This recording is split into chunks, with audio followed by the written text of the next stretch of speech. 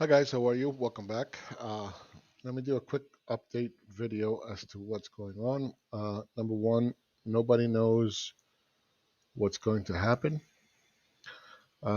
Everybody's just throwing, you know, what they think out there. That's great, but that's not something you should be trading. Um, you know, things are happening very fast. I can tell you that it escalated extremely quickly. I think that's unsustainable.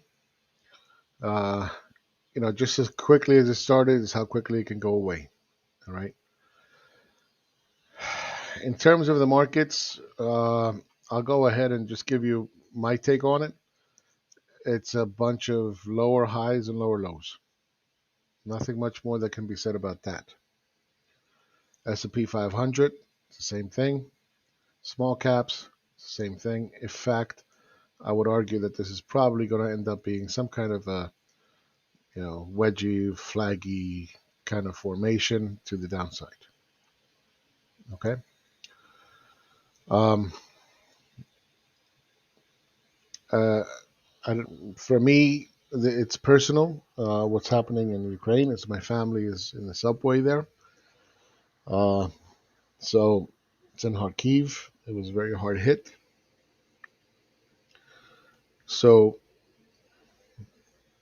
you know, uh, I hope it doesn't affect my analysis, but I'll put it out there.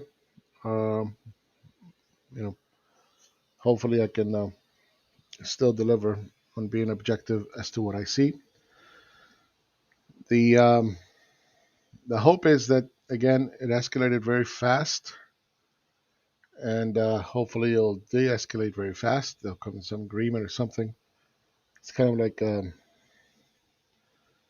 two prize fighters coming out and just punching themselves out in the first couple rounds, and then what? To me, I've always believed that rule number one, you know, human life is extremely valuable, and you know, it's not acceptable what's happening. I, just because you're against war doesn't mean that you do nothing and just sit by and watch it because you want to avoid war. That doesn't make sense. That's just silly. That's just propaganda. Uh, so, I really hope that something is done quickly. And again, it's not because of my personal involvement in the situation, but I've always been the same way. I was the same way in Syria. It was the same thing with Arab Spring and Iraq and whatever. But anyway, you guys are not here to listen to me talk about that. Um, the the cryptos. Okay, I know a lot of people are excited about it because of the Swift thing, and you know you can sell a great story and make it sound really good and get people to buy, um, and then you can hurt them, and that's what keeps happening here. That there's always some kind of story that is sold to people, and I think the meme stocks really drove that point home. Um, there's a lot of problems in the world beyond just the war in Russia. We have very high inflation. Okay, we have a lot of debt in the world. At the same time, a lot of savings, but those savings are in the hands of the few. And money chases yield. And if there's no yield, they're going to buy commodities. If there's going to be commodity prices are going to rise, you're going to end up with inflation. And that's what we've seen. Okay, we've seen a lot of inflation. We're going to see more of inflation. And that's why I was talking about it all the way back in April, March of 2021, that this is not a good signal. This is not good. Okay, it's a 13-year channel, if I'm not mistaken. Uh, that's yeah,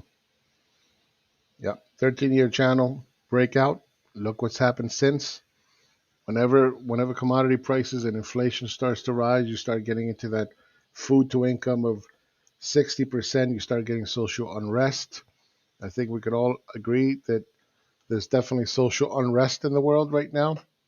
Last time it was Arab Spring. This time it's going to be Russia. So, you know, you never know how it's going to look. You just know that uh, these markers, these indicators, if you will, uh, they always seem to work out. It's the most weirdest thing in the world, but that's the way it works. Start getting food inflation, start getting inflation, things start going in the wrong direction. And by the way, Arab Spring was right here. Okay, so keep that in mind. People had asked me before, what do I think about gold? What do I think about gold? And I said, when gold breaks out, you're not going to need to ask me, right? And look what's happened. Okay, you don't need me to tell you that it's a breakout. This is likely going to run. Okay, so what's going to stop it from running? Well, geopolitical fixing itself, right? Some kind of agreement. Alternatively, if it doesn't get fixed, this can run very far, very, very far. Um, wheat was my latest call. You guys were not, I don't think I posted this, but the move was huge. Okay. It was a very big move. Um, the Russian ruble. This was said back on January 21st, before anybody knew what was going to happen. Obviously, look, the setup is there, right? The next move likely to the upside. What's happened since? Right? Boom. There you go. Right. So it is what it is. I would not be guessing as to what's going to happen next. And again, I just want to point this out that this was back on April 28th, 2021. Okay. Likely next move to the upside. This is where we are today. A little over a year ago. Now, I know a lot of people with their hair on fire. They just want to trade. Give me the trade. Give me the trade. Give me the trade. Yeah, well, it's not the way trading and investing works, unfortunately. I pointed this out. The number of stocks in the Nasdaq 100 above the 200-day moving average. I said it's not the same this time. And sure enough, look what's happened. Okay, it's not looking good.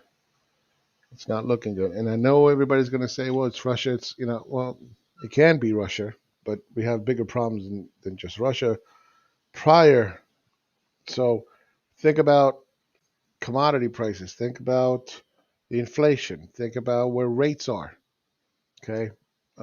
We got deeper problems. You add Russia to this situation, you you end up in a very bad place. Okay. In terms of cryptos, nothing has changed except the stories, of course. There's always the stories, right?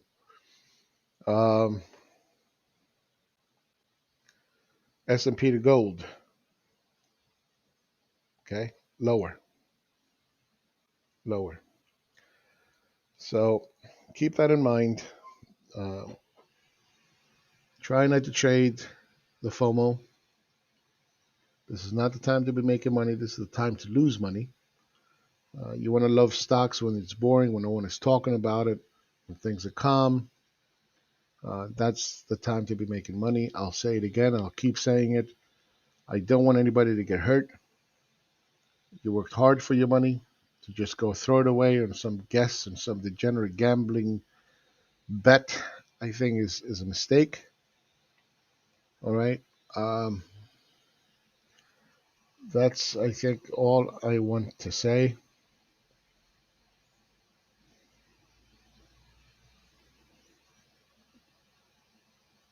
The 10-year coming down, it's just fear, right? It's just fear. It's nothing more than that. I think once this is all said and done, and I hope it's sooner rather than later, I think you're going to see it start to jump back up. Our inflation is going to go much higher, so be prepared for that. I'm sorry for you transitory people and your supply chains. I don't see any supply chain problems in shelling bombs all over Ukraine, right? That seems to be going well. So that's about it. I hope I'm wrong and everything goes back to normal. And surely if something good does come sooner rather than later in Russia, of course you're going to get that bounce. Like I said in the previous video, right? Just be ready for that. You're going to get the bounce.